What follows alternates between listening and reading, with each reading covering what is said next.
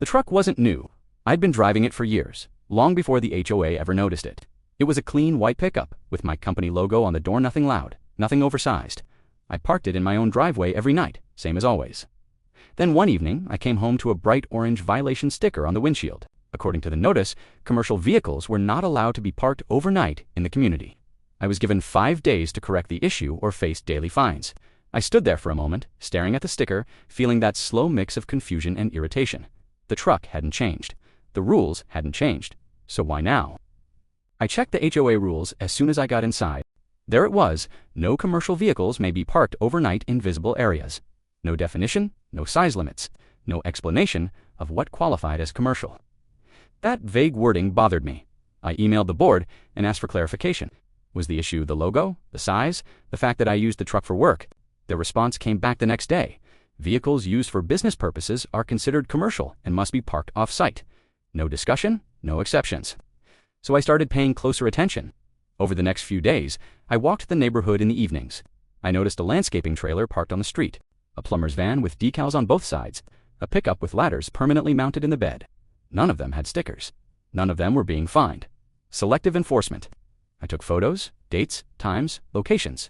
I didn't confront anyone. I just documented what was already visible. Then I dug deeper into the rules. Buried in the architectural guidelines was a line I had noticed before. Vehicles under a certain weight, parked in driveways, were not considered commercial, regardless of markings. My truck fell well under that limit. That changed everything. I replied to the HOA with a short email. I cited their own guideline, attached a spec sheet for my truck's weight, and included photos showing other similar vehicles parked overnight without violations. I asked them to explain how my truck violated the rule when theirs didn't. They didn't respond. Instead, they sent a fine notice. That's when I decided to attend the next HOA meeting. I didn't raise my voice.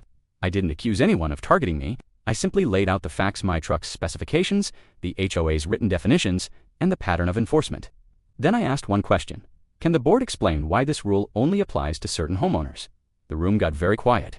One board member asked to see the photos. Another asked when the guideline had been written. A neighbor raised their hand and said they'd been warned about their van years ago, but never fined after a short recess. The board announced they were withdrawing my violation and canceling all fines. They also stated that enforcement of the commercial vehicle rule would be paused until it could be rewritten with clear definitions. A week later, I received a written apology. My truck still sits in my driveway every night. So do a lot of others.